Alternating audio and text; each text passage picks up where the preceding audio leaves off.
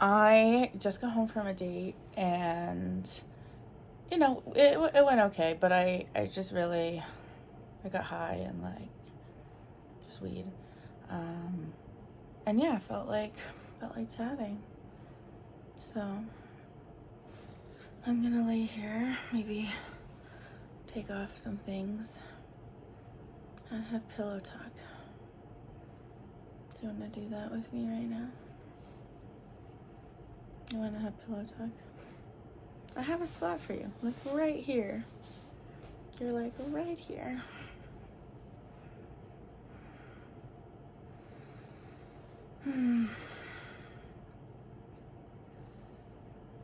Yeah, I have a lot of topics that I plan to talk about, but sometimes you gotta talk about what's present in the moment. And yeah, there's a lot that I could talk about that would be a news to you that's in the moment, but I try to keep things light and fun and airy on YouTube, right? Like you guys see the fun parts of my life and like the glamorous experiences, and like there's real stuff that happens in between those videos that you guys will not see because it's not glamorous all the time. People get hurt feelings in this lifestyle. People have real rejection experiences, and like it's you have emotional turbulence being a swinger. And yeah, especially if you're single. I think if you're a couple, maybe you have your own type of emotional turbulence, but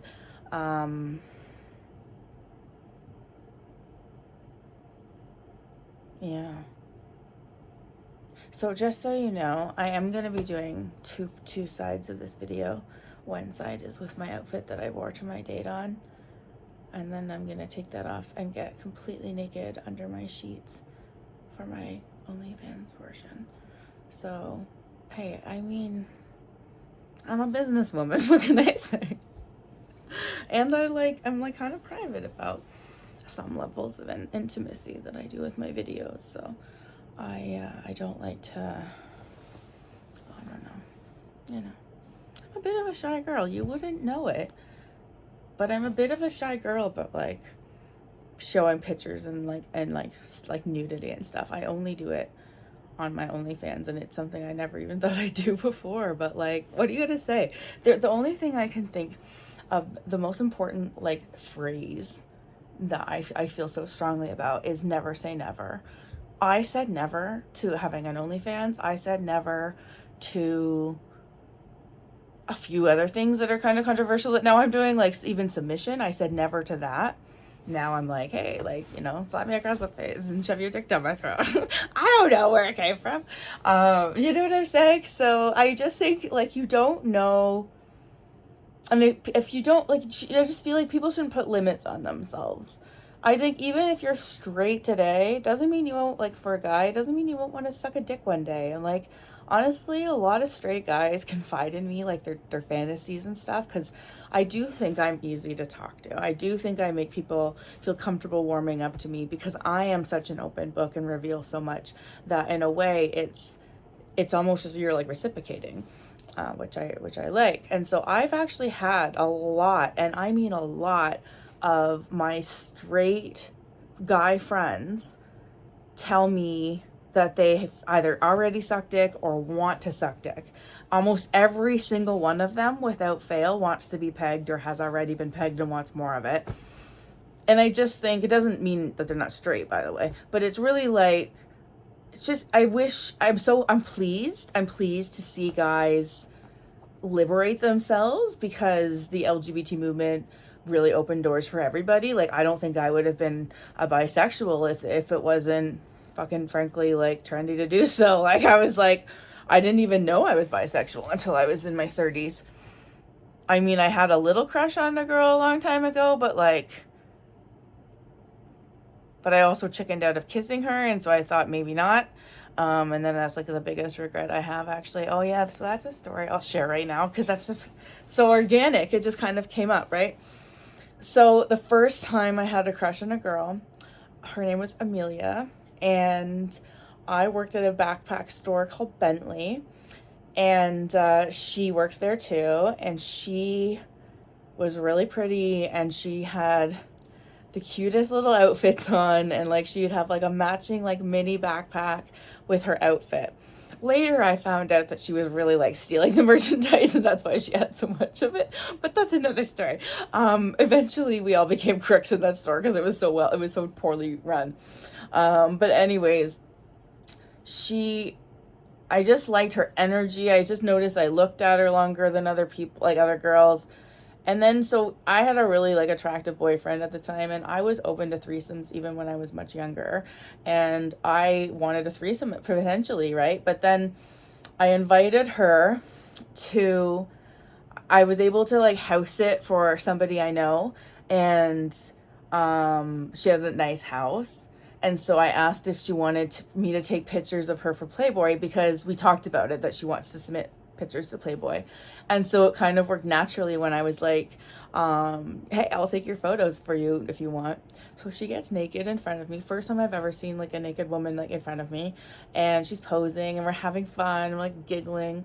My boyfriend's downstairs. We're house sitting. There's a hot tub. Like there's so much opportunity. My boyfriend was so down. She was so cute. So here's the thing. So then we smoked weed. And this was back when I smoked weed, I got weird and paranoid, and I didn't like it. I didn't actually enjoy weed for most of my life, only until like a few years ago. So anyways, I smoked too much, and there was an opportunity. Remember there was a moment where she was down. She was like, hey, do you want to go? Like she was down. And I still regret to this day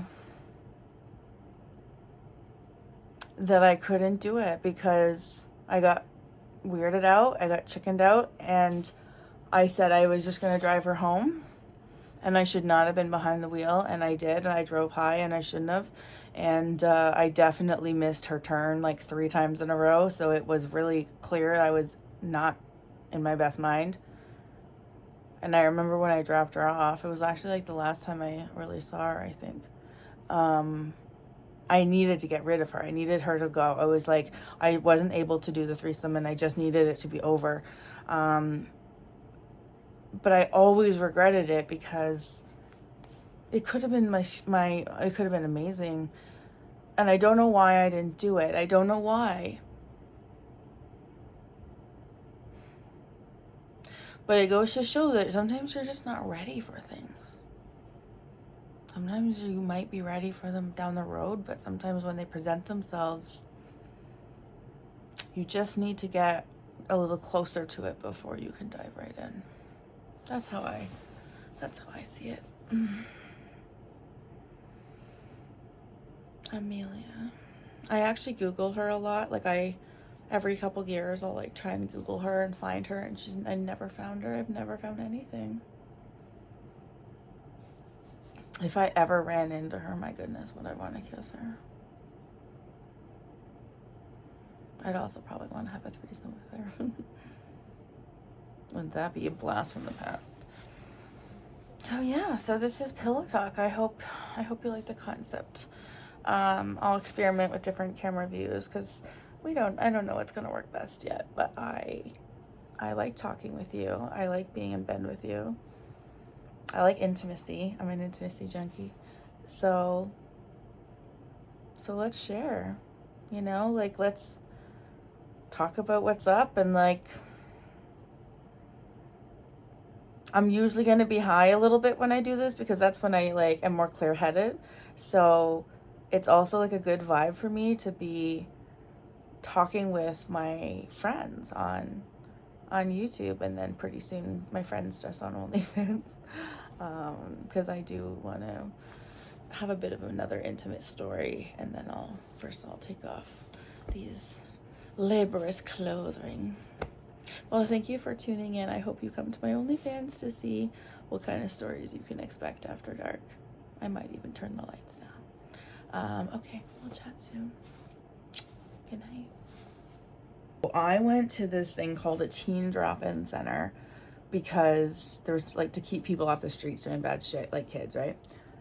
And there was a woods behind it. And then I would go and I would socialize and meet boys that were cute and disappear for a little bit in the woods.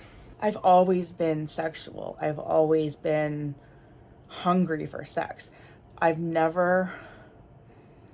don't think I've ever had a boyfriend who had a higher sex drive than me. I don't.